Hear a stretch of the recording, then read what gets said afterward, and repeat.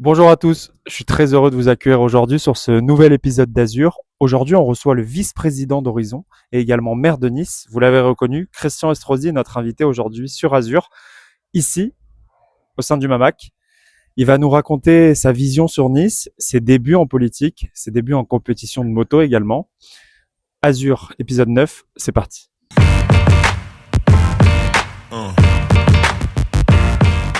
Monsieur le maire, merci beaucoup d'être aujourd'hui sur ce nouvel épisode d'Azur.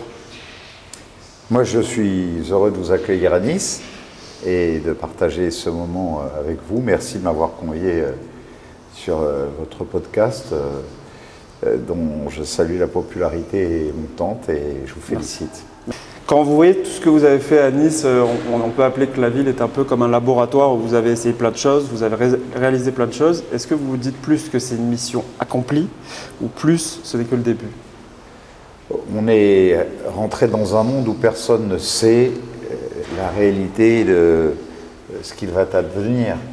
Et comme je le dis toujours, on est face à tellement d'incertitudes.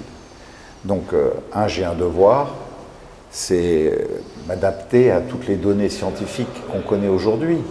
Les villes qui ne le font pas, dans 20 ans, dans 30 ans, dans 40 ans, pourront être confrontées à des tragédies. Et je ne dis pas qu'ici, on ne pourra pas être confronté aussi à des tragédies, malgré tout ce que nous faisons à titre d'anticipation, de prévention. Mais ce qui est sûr, c'est qu'on a une exigence et d'agir, et en même temps de se mettre en situation d'adaptabilité à tout ce qu'il y a de plus inattendu. Le 10 mars 2020, je ne m'imaginais jamais que 5 jours plus tard, on nous confinerait comme on a pu l'être à la moitié du XXe siècle pour la grippe espagnole ou au début du XIXe avec l'arrivée du choléra. Et si vous devez résumer votre relation avec Nice ? On ne peut pas résumer en une phrase. Je comprends que ça puisse vous contrarier. Non, pas du tout. Au contraire. Bon, Nice, c'est ma vie. Voilà, j'ai ma vie, ma famille, d'abord, comme tout un chacun. Et puis ensuite, j'ai ma ville. Bon, j'adore participer et j'ai adoré participer à l'aventure du XXe siècle et du XXIe siècle de mon pays, comme ministre, comme membre du Parlement, et d'y avoir exercé de belles responsabilités. Mais ce qu'il y a de plus fort, c'est ce qui m'attache à mes racines. Elles sont là, elles sont profondes, et c'est au fond, au plan local, quand on voit les dérèglements de la vie économique et sociale de notre pays, on voit que c'est encore ici qu'on peut apporter un pôle de stabilité aux gens qu'on a envie de servir et pour lesquels on a le devoir en tant que maire, parce que maire, c'est quand même une fonction qui est un peu à part dans la vie publique de notre pays, comme bienveillance, comme attention aux femmes, aux enfants, aux hommes dont on a la responsabilité. Vous parlez de racines tout à l'heure, du coup on va parler de vos racines et de vos débuts. Avant de rentrer dans la vie politique, la vie publique, vous aviez une vie sur les circuits, en moto. Entre autres. Qu'est-ce que la compétition, en tout cas qu'est-ce que le monde de la moto vous a appris bien avant la politique ? Alors, pour moi, tout est compétition. Et d'abord, c'est important de le dire devant ces collines qui sont là. Et aujourd'hui, malheureusement, je ne vous accueille pas sous le soleil. Plus beau soleil niçois qui soit, et je le regrette. Mais sans ça, on peut apercevoir les cimes enneigés du Mercantour au loin. C'est une vraie tradition quand on est à Nice, dans nos familles, non pas d'avoir une éducation de marin, mais d'avoir une éducation de montagnard. D'ailleurs, le fondateur du club alpin français à la fin du XIXe siècle était un Niçois qui était le chevalier Victor de Sessol. Ça étonne toujours que la grande histoire de la conquête des sommets des Alpes soit partie de Nice. Donc, tout petit déjà, vos parents vous font crapahuter, grimper, faire l'ascension des sommets tout proches. Ce sont les pistes de ski qui m'ont conduit à faire de la compétition de ski d'abord. Et puis est arrivé le temps où j'ai eu cette opportunité à un moment où le monde était assez cloisonné. C'était la guerre froide avec les pays de l'Est. C'était une Amérique du Sud avec celle des colonels en Argentine, des dictatures militaires au Venezuela et autres. Le rêve américain. Et d'un coup, lorsque vous devenez un représentant de votre pays en moto Grand Prix et que vous découvrez des continents qui auraient été inaccessibles par rapport aux moyens de ma famille, parce que mon premier métier me permet de pouvoir franchir les océans et découvrir ma géopolitique telle que je l'ai partagée pendant plus d'une dizaine d'années. Oui, c'est naturellement quelque chose qui a forgé aussi mon tempérament. Là où on sait qu'on est dans un monde de défis, pour moi les premiers défis, ça a été d'affronter les plus grands de ce monde, de faire sonner la Marseillaise partout où je pouvais la faire sonner sur des podiums, d'avoir cette fierté, de porter les couleurs de Nice quand je montais sur un podium, que ce soit de l'autre côté de l'Atlantique, que ce soit dans la plupart des pays européens. Et tout ça aussi a forgé une part de ce qui m'a donné ensuite la force d'agir pour ma vie. Quelle était votre vision à ce moment-là, votre vision de la politique? Vous n'étiez pas encore vraiment dedans. Comment vous voyez la politique à ce moment-là? Je demandais toujours à mes parents d'aller parcourir les étages du musée Masséna. Pour découvrir, pour découvrir, et donc naturellement la grande histoire de France, qui a commencé avec Clovis.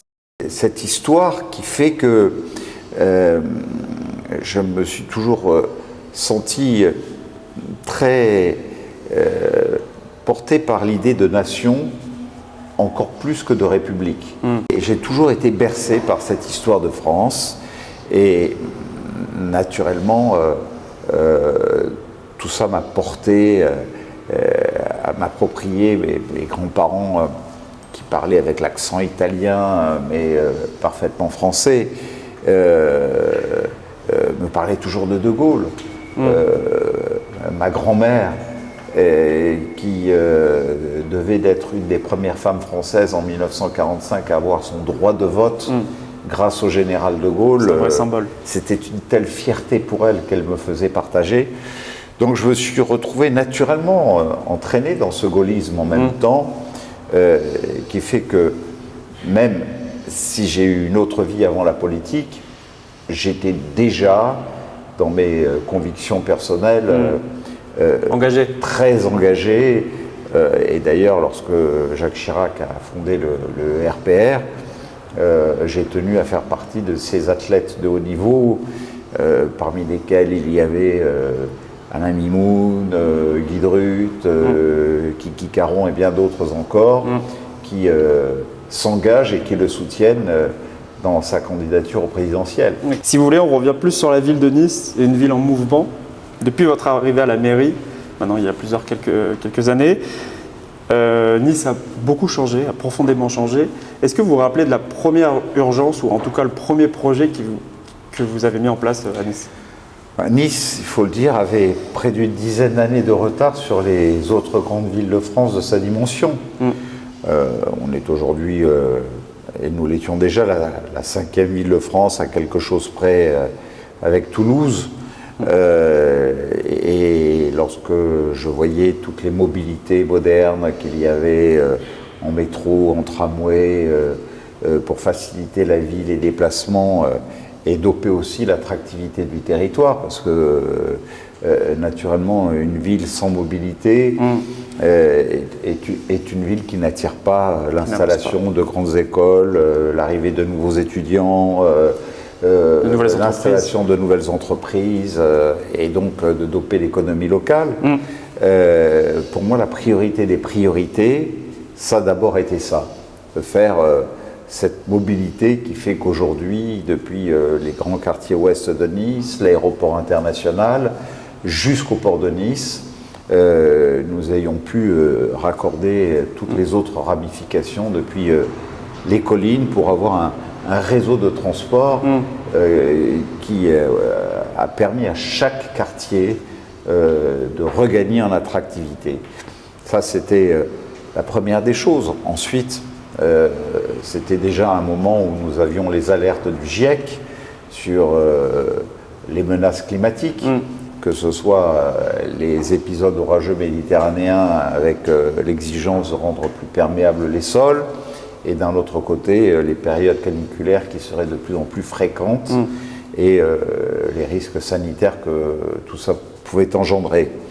Donc, on a la chance d'avoir de grands laboratoires à Nice, comme l'observatoire qui est sur ces collines d'ailleurs. Mais il y a plein de laboratoires enterrés. On est aussi implanté dans le désert d'Atacama au Chili. La base de Concordia en Antarctique. Qui vous permet de puiser plusieurs sources d'informations. Et le laboratoire océanographique de Villefranche-sur-Mer, qui ont été pour moi des experts, qui ont éclairé mon regard pour savoir où il fallait agir, comment verdir, démolir, rafraîchir, organiser des courants d'air.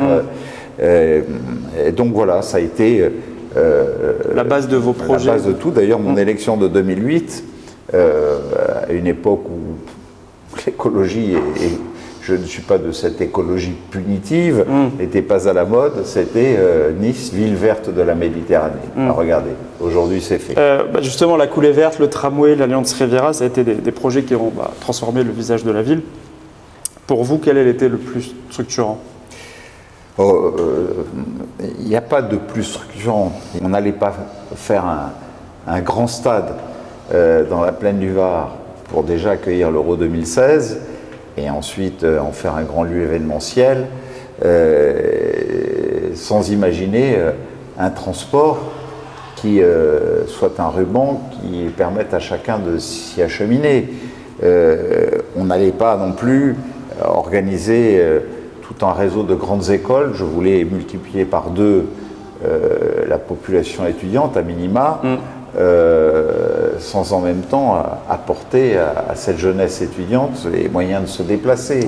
Donc les choses, il a fallu les faire les unes après les autres, et puis passer aussi à un tournant industriel, parce qu'on avait la réputation d'une ville touristique.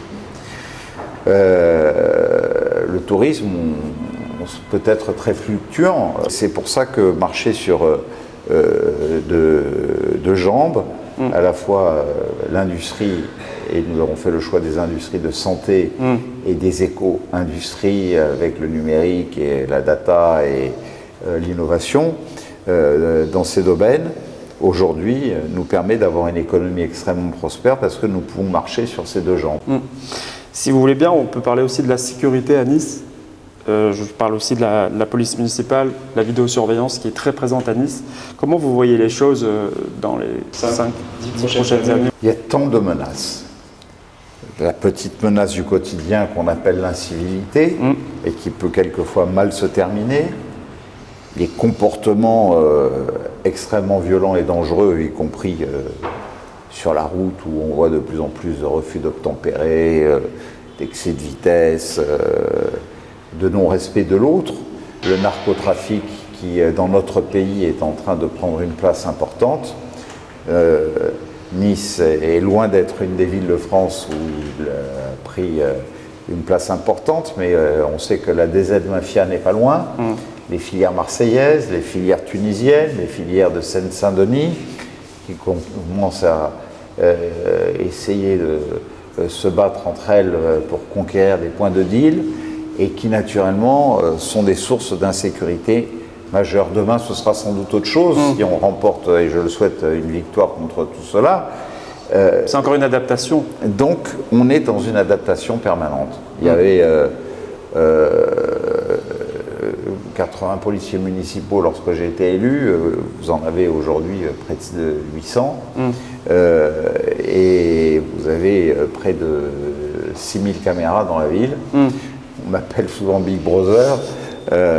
Malheureusement, je ne le suis pas parce que la CNIL me refuse toujours de pouvoir, malgré le fait d'avoir des logiciels qui le permettent, d'avoir de la reconnaissance faciale, où seules les fiches décidées par la justice des grands délinquants que que ce soit les fichiers S, que ce soit les personnes répertoriées, que ce soit les gens répertoriés comme étant extrêmement dangereux, pourraient être suivis, surveillés, détectés. Donc c'est un combat aussi que je mène au plan national pour que la CNIL nous débloque cette opportunité, en sachant que la liberté de 95% de la population qui n'est pas concernée et qui n'est pas fichée serait totalement préservée, puisqu'il ne serait pas dans ce logiciel. Bien sûr. Et c'est d'utiliser aussi l'intelligence artificielle pour ce type de... Ce dont je vous parle, c'est l'intelligence artificielle, puisque aujourd'hui, on a des caméras en haute définition qui, à 300 mètres, sont capables de lire des plaques d'immatriculation et voir même à travers les yeux une reconnaissance faciale pour savoir qui est qui lorsqu'il s'agit d'un délinquant, d'un voyou, d'un barbare qui est fiché. On va plus aller sur la partie sport, qui est aussi une identité ici à Nice. Quel projet récent incarne l'ambition de Nice de se placer comme une ville sportive et une ville qui accueille le sport? Bon, notre bilan, je crois, parle tout seul.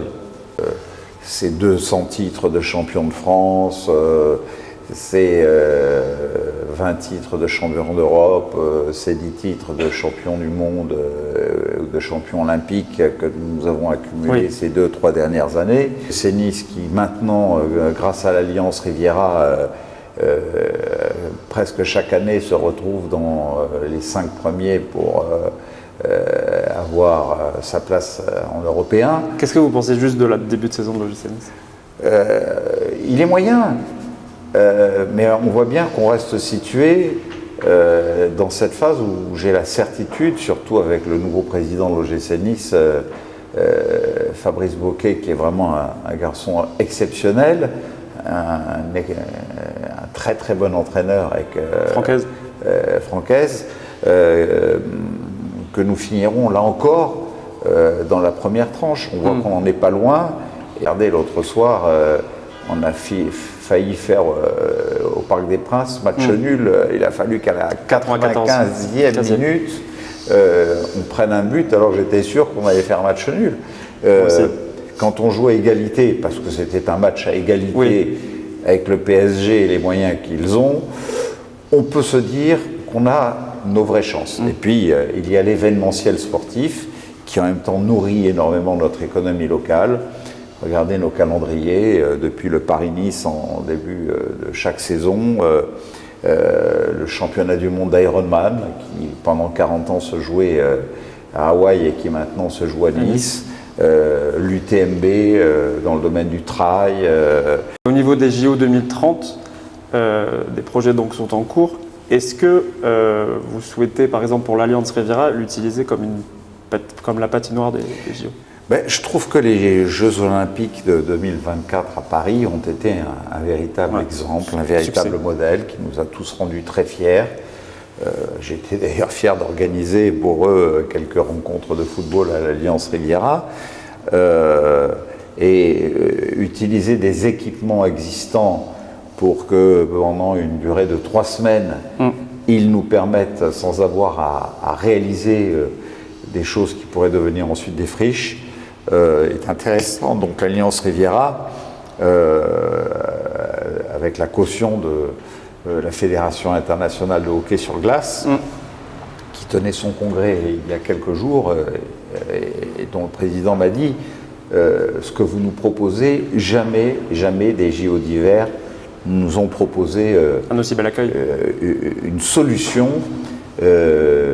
aussi efficace et aussi spectaculaire, puisque couper en deux l'Alliance Riviera pour avoir le hockey féminin d'un côté, le hockey masculin. Je vous rappelle que le hockey sur glace, où nous jouons nous-mêmes en Ligue Magnus, où nous avons avec Adam Sio un champion hors norme qui est en train de monter en puissance, et toute une école de Nice sur le patinage artistique aussi. Mais le hockey, ça commence même un tout petit peu avant l'ouverture des JO et ça se termine un tout petit peu après. C'est 75 rencontres. C'est ce qui fait le plus de billetterie pendant les JO. Et donc, offrir aux partenaires une enceinte où vous avez des loges présidentielles, où vous avez des loges pour les partenaires, pour accueillir leurs clients. Un équipement premium, quoi. Apporte vraiment une valeur ajoutée et puis une contribution financière aussi à l'organisation et à l'équilibre du financement des JO. C'est effectivement une solution qui a été retenue aujourd'hui par le COJO et Edgar Gros-Piron, et je m'en réjouis. D'accord. Si vous voulez bien, on va partir plus sur le tourisme à Nice. Vous avez récemment pris position contre le tourisme de masse qui passe par les croisières. Qu'est-ce qui vous a poussé à agir? On a vu la célèbre vidéo où vous parlez avec les équipes d'une croisière. Pourquoi vous avez fait ça?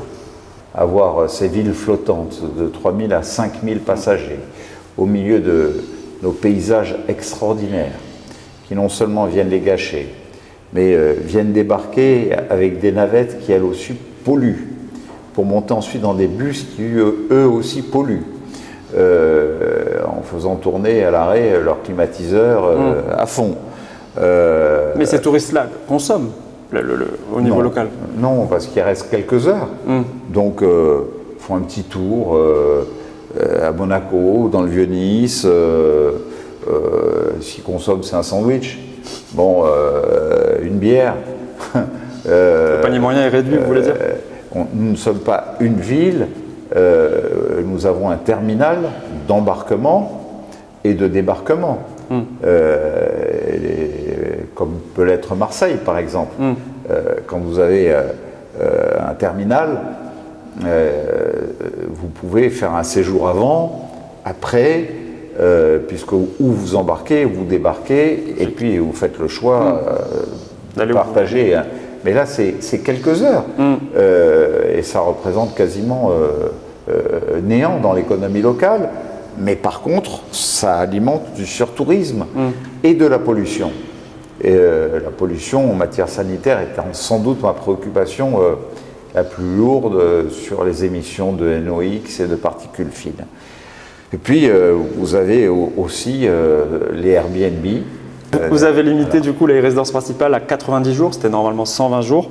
Qu'en est-il des résidences secondaires? Est-ce que vous allez mettre la même règle au sein de la ville ou est-ce que vous vous cantonnez seulement sur les résidences principales? Aujourd'hui, naturellement, d'abord on va réduire de 50% le nombre de Airbnb, avec des quotas par quartier, puisque la législation votée l'année dernière désormais nous y autorise. J'avais pris des mesures qui, par le passé, ont été cassées par le tribunal administratif, ce qui a permis au Airbnb de prospérer. Maintenant, il faut que je casse. Okay.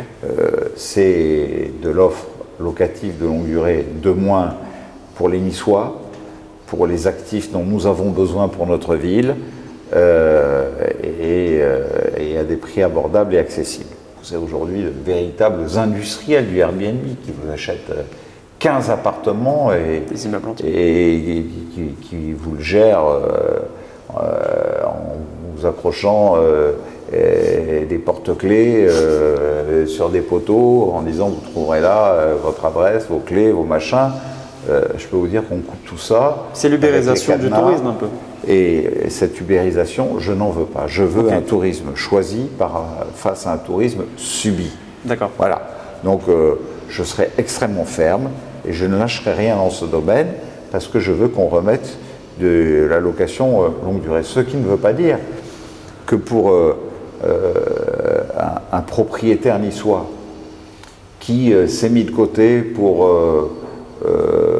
sa pension et améliorer sa pension au moment de sa retraite, un appartement dont il a fait l'acquisition pour le mettre sur le marché, nous ne lui accordions pas le bénéfice de pouvoir l'exploiter en Airbnb. C'est toute la différence que je fais entre ceux qui en font un revenu industriel et ceux qui, naturellement, doivent voir, surtout en matière de pouvoir d'achat, par les temps qui courent, celui-ci qui puisse les accompagner. La transition elle est encore toute faite sur le pouvoir d'achat. Au niveau du stationnement à Nice, on a vu à travers une étude que les places payantes ont rapporté plus de 17 millions à Nice, 17 millions d'euros à Nice.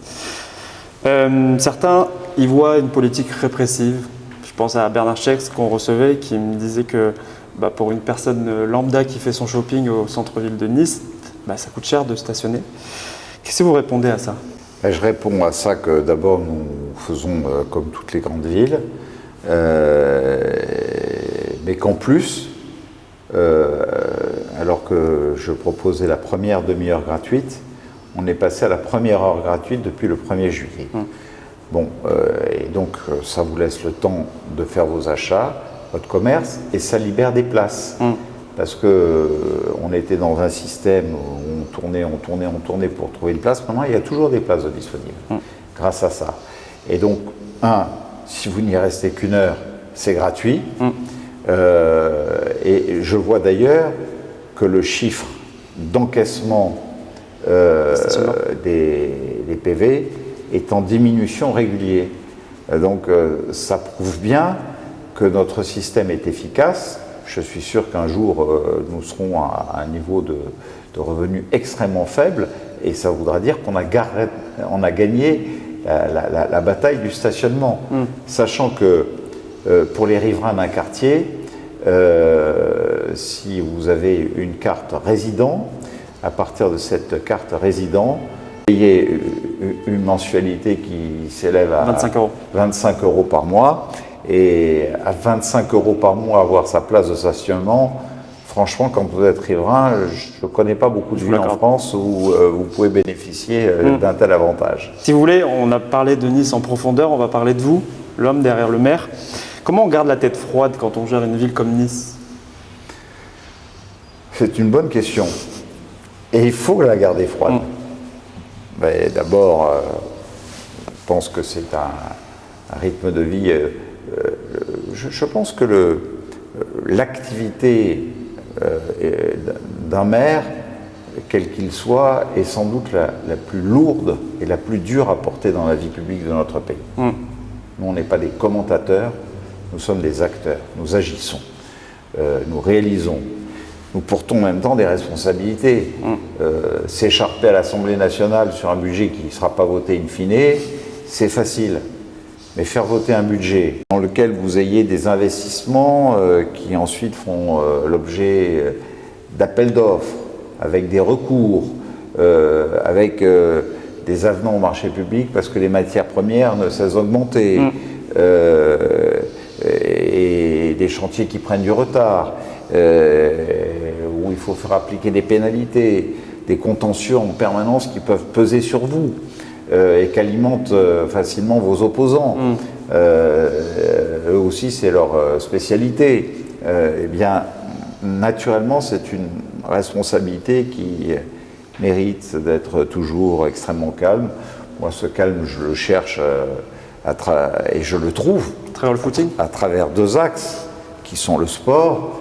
Bon, voilà, sur cette coulée verte, j'habite à 3 km d'ici, dans le quartier de Cimier. Tous les matins, je pars à 6h30 de chez moi, je descends, je fais la totalité de la coulée verte, c'est 2 km pour aller jusque sur la promenade, je continue sur la promenade, j'ai fait mes 10 km, j'arrive au bureau, je prends ma douche. Action. Je suis dans l'action et dans une zénitude absolue. Inénervable. Voilà. Et je vous assure. À part contre les bateaux. Une recette. On vous a vu énervé, mais vous savez, la colère, ça s'affirme aussi pour impressionner quand. Bien sûr. Il faut montrer qu'on n'est pas content du tout. Après l'argument. Pourtant, c'est pour moi une amorce d'une démarche qui, je sais, sera de moyenne ou de longue durée, et au bout de laquelle, comme dans tous mes combats, je gagnerai et il n'y aura plus de croisière sur le littoral de la métropole de Nice-Côte d'Azur. Comment conciliez-vous vie publique et vie privée? C'est essentiel pour mon propre équilibre, parce que dans la question précédente, s'il y a le sport, il y a la famille. Et naturellement, d'avoir une épouse, des enfants, des petits-enfants qui font partie de ce cocon qui sont là pour vous apporter la chaleur, le réconfort, et auxquels vous avez aussi le devoir d'être attentif et de leur apporter l'éducation, la protection, la découverte, la compréhension des choses, et qui eux-mêmes vous font partager la vraie réalité. Pour moi, pour ma dernière fille, l'accompagner au moins une fois par semaine à l'école, c'est quelque chose d'essentiel. Partager un conseil de parents d'élèves, même si je les partage au titre du maire, je partage aussi au titre du père, c'est essentiel pour comprendre toutes ces choses-là. Et donc, voilà, la famille est aussi une de mes sources d'équilibre, si ce n'est ma source d'équilibre la plus importante.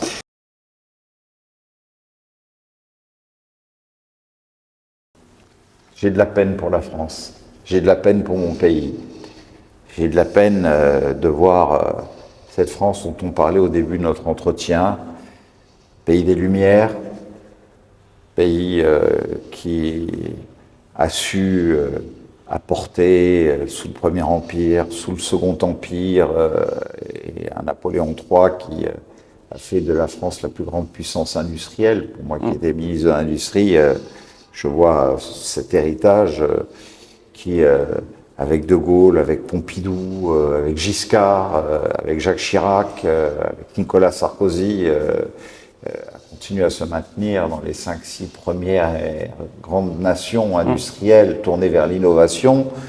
Et aujourd'hui, on voit qu'on plonge dans les méandres des pays qui ne sont plus capables de proposer, d'imposer, d'avoir une balance commerciale équilibré, de vendre des fleurons industriels sur la planète tout entière, là où nous sommes envahis par la concurrence.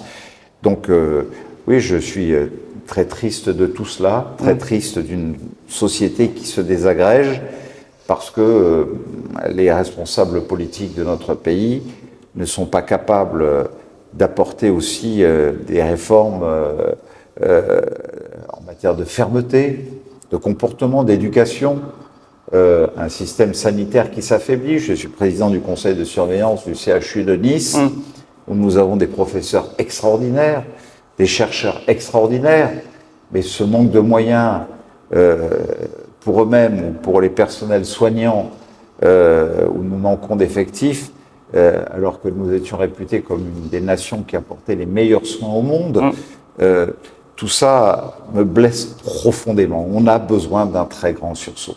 Voilà. C'est pour ça que moi, je suis de ceux qui ont la main droite très ferme, la main gauche très ouverte aussi, pour trouver ce juste équilibre que doit retrouver notre pays impérativement, depuis le plus modeste de nos concitoyens jusqu'au plus grand décideur. Je sais que j'ai aussi, à travers mon rôle de maire dans une grande ville, à montrer et à illustrer ce que doit faire notre pays. J'ai envie de vous dire encore une fois que la transition est toute faite. Ma question suivante était, est-ce que les grandes villes de France doivent avoir plus d'autonomie sur la gestion du pays? Mais c'est une évidence. Je ne peux plus continuer à accepter de subir une centralisation, voire même une recentralisation. On a l'impression que l'État, là où Gaston Defferre, là où Chirac, Raffarin, Sarkozy ont beaucoup lâché en matière de décentralisation vers les collectivités, on reprenne petit à petit. Quand j'essaie d'évacuer un squat et qu'on me dit non, mais vous pouvez pas, sur la tête. Il faut faire une procédure de 9 à 24 mois devant le tribunal judiciaire ou auprès de la préfecture pour qu'on vous mette à disposition la force publique. Je veux pouvoir décider moi-même d'évacuer en 24 heures un squat et qu'on foute la paix à mes concitoyens. Quand vous avez des épiceries de nuit, pourquoi des épiceries de nuit? Une épicerie, ça ouvre la journée. Pourquoi ça ouvre à 17h et ça ferme à 4h du matin? C'est parce que ça sert de point de deal, de vente d'alcool, de trafic en tout genre. Vous vous rendez compte que je ne peux pas prononcer, moi, une fermeture administrative? et que quand je l'obtiens au bout de 6 mois ou de 8 mois, après qu'on ait fait tous les procès-verbaux et les constatations nécessaires, on vous dit, bon, bah allez, fermeture administrative pour 3 mois, puis 3 mois après, ça recommence en pire. Donc voilà, oui, il faut décentraliser. Décentraliser des pouvoirs de police, décentraliser en matière d'urbanisme et de capacité d'agir là où vous avez des dizaines d'organismes qui sont là et qui coûtent au déficit de la France, qui grossissent la dette de la France. Simplifions, décentralisons, donnons-nous beaucoup plus de pouvoir et de moyens d'action. Si vous voulez bien, un autre sujet aussi sur la France, l'antisémitisme qui semble progresser de plus en plus. Comment vous expliquez ce phénomène ? Il a toujours été là. On ne le voyait plus. Il a fallu, là où il y avait cette hydre rampante, souterraine, que nous pensions pour beaucoup éteinte depuis le plus grand drame, la plus grande tragédie humaine de la moitié du XXe siècle, que toutes les leçons avaient été tirées. Et puis voilà, il a fallu ce pogrom du 7 octobre 2023, qui reste une abomination et en même temps qui a permis de voir s'éveiller avec l'extrême gauche, avec Mélenchon, avec LFI, avec Rima Hassan, ici, mais je vois aussi dans d'autres pays, avec leurs alter-ego, cet antisémitisme que nous pensions disparu et qu'ils ont réveillé, qu'ils ont agité et qu'ils continuent d'agiter. Je ne comprends d'ailleurs pas comment ils peuvent encore exercer des mandats publics alors que leurs propos, leurs mots, leurs initiatives, leurs actions relèvent du code pénal et du code de procédure pénale et devraient les sanctionner et les empêcher de pouvoir exercer leur mandat public aujourd'hui. Ok. Durant toute cette interview, c'est moi qui vous posais des questions. Maintenant, c'est à vous de poser des questions. J'ai plusieurs personnalités à vous montrer. On appelle ça le photocall. Et j'aimerais savoir quelles questions ou quels mots vous pourriez leur dire. Chaque médecin. Bon, chacun sait que j'ai été très fier d'être son jeune conseiller municipal. J'ai envie de lui dire, est-ce que tu es fier de voir qu'on est en train de prolonger tout cela pour dessiner cette part du XXIe siècle qui sera aussi un autre héritage. Quelle question poseriez-vous à Yitzhak Rabin ? C'est une des personnalités qui reste pour moi un modèle. Un modèle dans ce pays Israël qui n'est entouré que de dictatures, où c'est sans doute celui qui aura le plus agi pour la construction de la paix. Monsieur le Président Yitzhak Rabin, qu'est-ce que vous auriez aujourd'hui à proposer pour qu'il y ait un retour à une forme de sagesse et qui puisse garantir une paix durable pour justement ne pas entretenir ces attitudes aussi détestables que celles que nous voyons ressurgir en matière d'antisémitisme. Quelle question poseriez-vous à Éric Ciotti ? Éric, pour toi qui, au fond, voit les résultats économiques qui sont cités dans la presse nationale, internationale, la mise en beauté de notre ville, son entrée à l'UNESCO, patrimoine mondial en 2021, sa croissance, ses emplois, les gens qui décident de venir ici à Nice, aux 2 derniers recensements, près de 8000 habitants, alors que toutes les villes de plus de 100 000 habitants perdent de la population.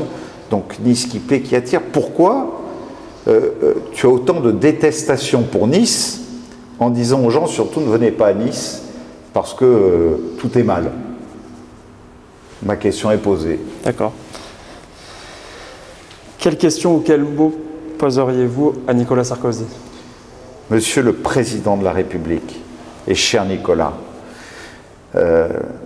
pour moi qui partage avec toi depuis longtemps une amitié, une affection sincère où notre loyauté ne s'est jamais démentie, il ne se passe pas un jour où je n'ai une pensée pour toi. j'ai envie de te demander, est-ce que tu vas bien? Quelle question poseriez-vous à Jean-Pierre River?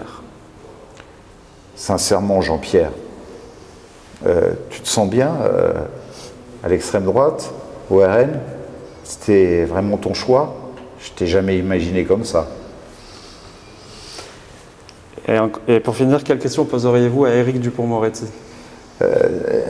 Quel est votre prochain spectacle?